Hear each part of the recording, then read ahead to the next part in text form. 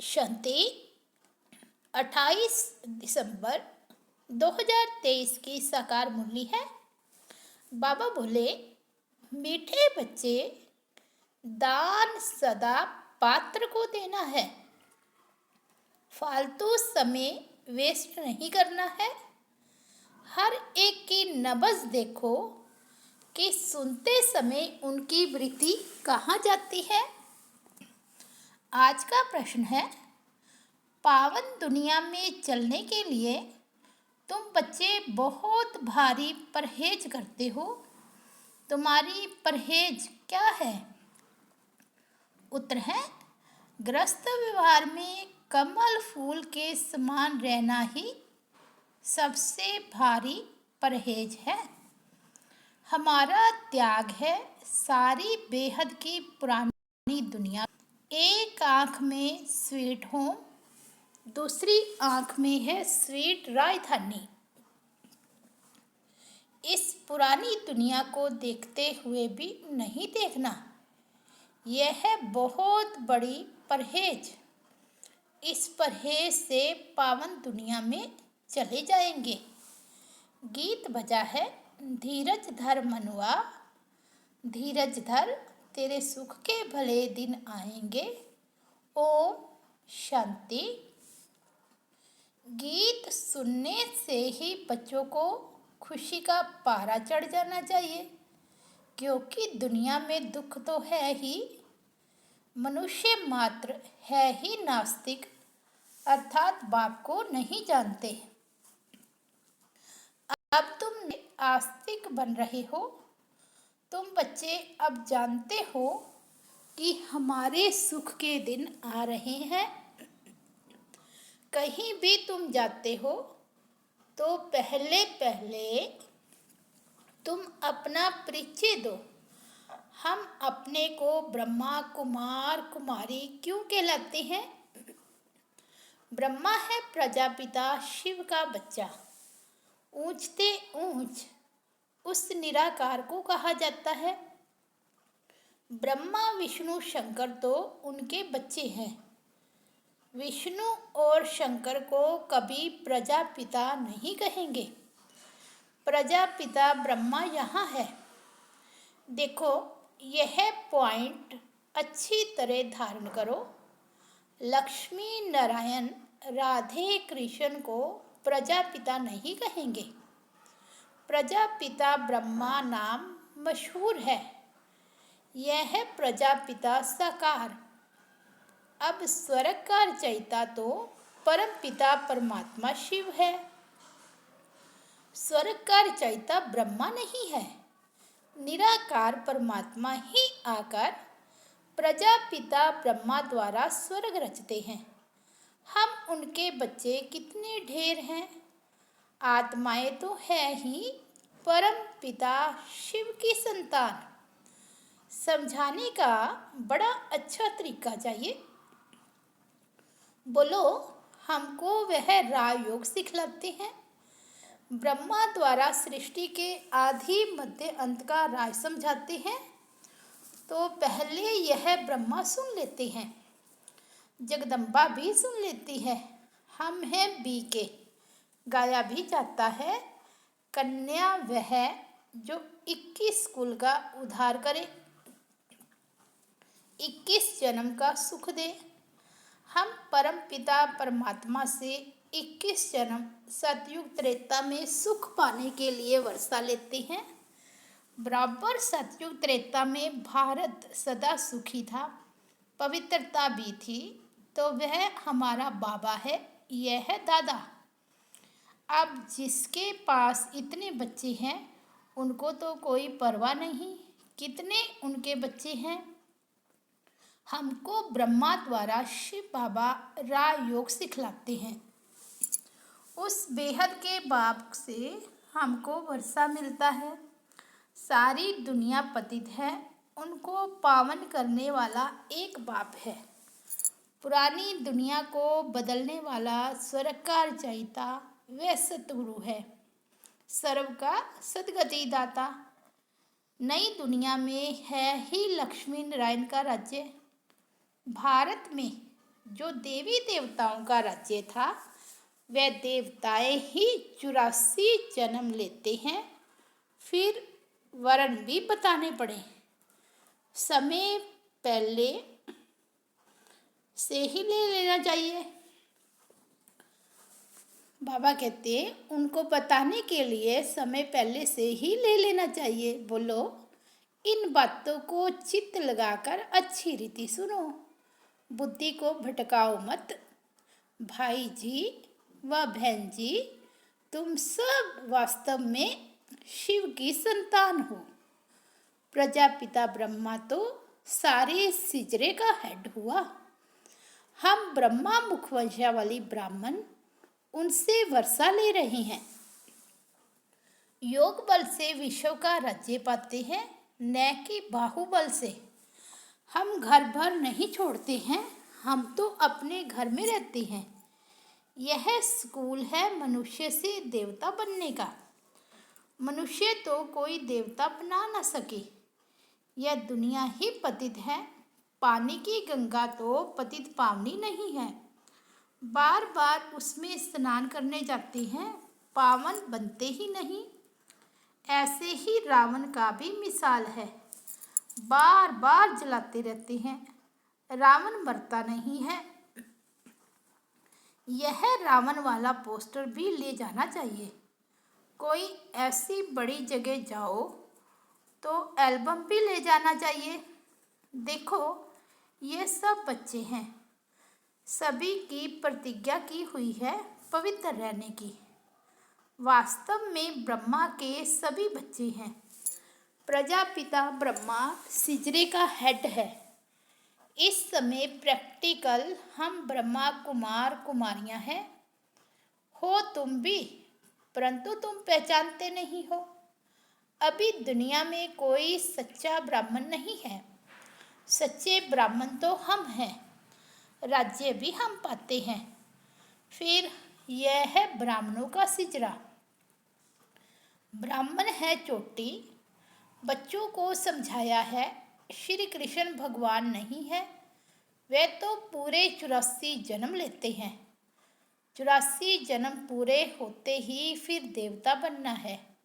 कौन बनाए? बाप बनाते हैं। हम उनसे राजयोग सीख रहे हैं। उनकी ही महिमा है एक ओंकार।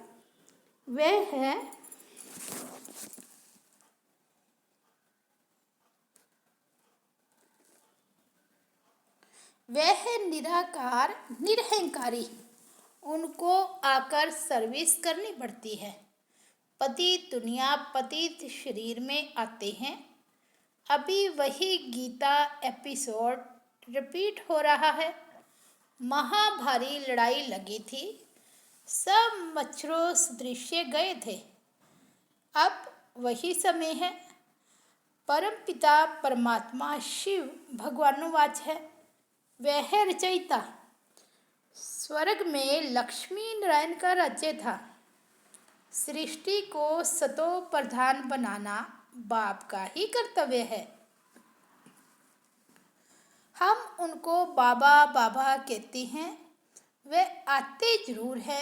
शिवरात्रि भी है, इसका अर्थ भी बताना चाहिए। पॉइंट्स नोट कर फिर धारणा करनी चाहिए। पॉइंट्स बुद्धि में रहने चाहिए। कन्याओं की बुद्धि तो अच्छी होती है। कुमारी के पैर धोते हैं। है तो कुमार और कुमारियाँ दोनों पवित्र। फिर कुमारी का नाम क्यों गाया जाता है? क्योंकि तुम्हारा अभी का जो नाम है कि कन्या वह जो 21 कुल का उद्धार करे, तो वह तुम्हारा मान चला आया है। हम भारत की रूहानी सेवा करते हैं। हमारा उस्ताद मददगार परम पिता परमात्मा शिव है। उनसे हम योग बल से शक्ति लेते हैं, जिससे हम 21 जन्म एवर हेल्दी बनते हैं। यह गारंटी है। कलयुग में तो सब रोगी है, आयु भी कम है। सतयुग में इतनी बड़ी आयु वाले कहाँ से आए? इस राजयुग से इतनी बड़ी आयु वाले बनते हैं। वहाँ अकाले मृत्यु होती नहीं। एक शरीर छोड़ दूसरा लिया जाता है। यह पुरानी खाल है। शिव बाबा की याद में रह इस देह सहित देह के सब संबंधों को भूल जाना है। बुद्धि से हम बेहद का त्याग करते हैं। हमारी बुद्धि योग की रूहानी यात्रा है। वह जिस्मानी यात्रा मनुष्य सिखलाते हैं। बुद्धि की यात्रा बाप के सिवाय कोई सिखलाने वाला नहीं है। यह राजयोग सीखने वाले ही स्वर्ग में आएंगे। अब फिर से सैंपलिंग लग रहा है। हम सब उस बाप के बच्चे हैं। हम बच्चों को शिव बाबा से वर्षा मिलता है। यह दादा भी शिव बाबा से वर्षा लेते हैं। आप भी बेहद के बाप से वर्षा लो। यह बड़ी हॉस्पिटल है। हम 21 जन्म के लिए फिर कभी रोगी नहीं बनेंगे। हम भारत की सच्ची सेवा कर रहे हैं, इसलिए गायन है शिव शक्ति सेना। अब बाप कहते हैं यहाँ से अपने विक्रम विनाश करो तो आत्मा शुद्ध बन जाएगी और ज्ञान को धारण करने से तुम चक्रवर्ती राजा बनेंगे। हम पवित्र बनेंगे तो लक्ष्मी को अथवा नारायण को भी वरेंगे। सर्वगुण संपन्न संपूर्ण निर्विकारी यहाँ नहीं बनेंगे तो लक्ष्मी नारायण को कैसे वरेंगे। इसलिए कहा जाता है आईने में अपने को देखो। लक्ष्मी नारायण को वरने लायक बने हो। पूरा नष्टो मोहा नहीं बनेंगे तो लक्ष्मी को वर नहीं सकेंगे। फिर प्रजा में जाएंगे। शिव बाबा को भी परम धाम में आना पड़ता है। जरूर पति दुनिया में आए तो पावन बनाकर ले जाएं। यहाँ हम परहेज भी बहुत रखते हैं। हमारी एक आँख में स्वीट होम और दूसरी में स्वीट राजधानी है। हमारा त्याग सारी दुनिया का है। घर गृहस्थ में रहते कमल फूल समान पवित्र रहते हैं। बूढ़े समझते हैं वानप्रस्थ अवस्था है, चलो मुक्ति धाम के लिए पुरुषार्थ करें। इस समय तो सबकी वानप्रस्थ अवस्था है। हर एक को हक है बाप से वर्षा लेने का। दुख धाम को भूल जाना है, यह है बुद्धि से त्याग। हम पुरानी दुनिया को बुद्धि से भूल नई दुनिया को याद करते हैं। फिर अंतमति सोगति हो जाती है। यह सबसे बड़ी गॉड फादरली यूनिवर्सिटी है। भगवानोवाच मैं राजयोग सिखलाकर मनुष्य से देवता बनाता हूँ। ऐसे ऐसे समझाना चाहिए। बोलो हम जो सुनाते हैं वह बैठकर सुनो। बीच में प्रश्न पूछने से वह प्रवाह टूट पड़ता है। हम आपको सारे सृष्टि चक्र का राज बतलाते हैं। शिव बाबा का ड्रामा में क्या पार्ट है, लक्ष्मी नारायण कौन है, हम सबकी जीवन कहानी बताएंगे। हर एक की नब्ज देखनी चाहिए। उस समय की वृत्ति देखनी चाहिए। ठीक सुनता है, तवाही होकर तो नहीं बैठा है। यहाँ वहाँ तो नहीं देखता है। यहाँ बाबा भी देखते हैं, कौन सामने सुनकर झूमते हैं। यह ज्ञान का डांस है। वे स्कूल तो छोटे होते हैं जो टीचर अच्छी रीति देख सके और नंबरवार बिठाए। यहाँ तो बहुत है, नंबरवार बिठा नहीं सकते। तो देखना पड़ता है किसकी बुद्धि कहीं भागती तो नहीं है। मुस्कुराते हैं, खुशी का पारा चढ़ता है। बाबा पूछ रहे हैं मुस्कुराते हैं, खुशी का पारा चढ़ता है, बुद्धि कहीं भागती तो नहीं है। ध्यान से सुनता है। ये बातें बाबा नोट करते हैं। दान सदा पात्र को देना चाहिए। फालतू समय वेस्ट नहीं करना चाहिए। नब्ज देखने की भी समझानी चाहिए। नमज देखने की भी समझदारी चाहिए। मनुष्य तो डरते हैं, खास सिंधी लोग समझते हैं कहीं बीके जादू ना लगा दे, इसलिए सामने देखते भी नहीं हैं। शिव बाबा समझाते हैं, तुम ब्राह्मण ही त्रिकालदर्शी बनते हो, फिर वर्णों का राज भी समझने का है। हम सो का अर्थ भी समझाना है। हम आत्मा सो परमात्मा कहना रॉन्ग है। कोई फिर ब्रह्मा को भी मानने वाले हैं, कहते हैं अहम ब्रह्मास्मि। माया तो 5 विकार है। हम ब्रह्म को मानते हैं। अब ब्रह्म तो महतत्व है, जो हमारा निवास स्थान है। जैसे हिंदुस्तान में रहने वाले अपना धर्म हिंदू कह देते हैं, वैसे वह भी ब्रह्म तत्व को कह देते कि हम ब्रह्म हैं। बाप की महिमा अलग है, सर्वगुण संपन्न, 16 कला संपूर्ण। यह महिमा देवताओं की है। आत्मा जब शरीर के साथ है तब उसकी महिमा है। आत्मा ही पतित अथवा पावन बनती है। आत्मा को निर्लेप नहीं कह सकते। इतनी छोटी सी आत्मा में 84 जन्मों का पार्ट है, उसको फिर निर्लेप कैसे कहेंगे। अभी बाबा पीस स्थापन करते हैं, तो तुम बच्चे बाबा को क्या प्राइज़ देते हो। वह तुमको 21 जन्म स्वर्ग की राजधानी की प्राइज़ देते हैं। तुम बाबा को क्या देते हो। जो जितनी प्राइज़ बाप को देते हैं उतनी फिर बाप से लेते भी हैं। पहले पहले इसने प्राइज़ दिया। शिव बाबा तो दाता है। राजे लोग कभी हाथ में ऐसे लेते नहीं हैं, उनको अन्नदाता कहा जाता है। मनुष्य को दाता नहीं कह सकते। भले तुम सन्यासियों आदि को देते हो, परंतु रिटर्न फल तो फिर भी शिव बाबा दाता देता है। कहते हैं सब कुछ ईश्वर ने दिया, ईश्वर ही लेते हैं। फिर कोई मरता है तो रोते क्यों हो।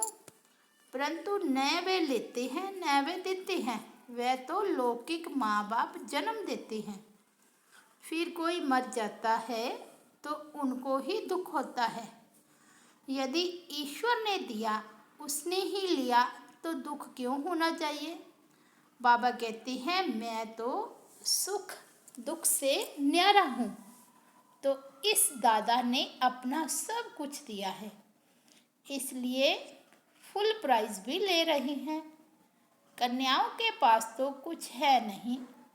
यदि उनको माँ बाप देते हैं तो फिर शिव बाबा को दे सकती है। जैसे मम्मा भी गरीब थी, फिर देखो कितनी तीखी गई है, तन मन धन से सेवा कर रही है। तुम जानते हो हम सुख धाम जाते हैं वाया शांति धाम। जब तक हम बाप के पास नहीं जाएंगे तो ससुर घर कैसे जाएंगे।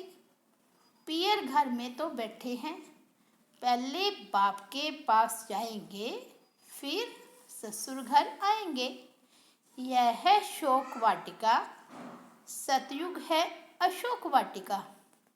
अच्छा, मीठे मीठे सिकिलदे बच्चों प्रति माता पिता बाप दादा का याद प्यार और गुड मॉर्निंग।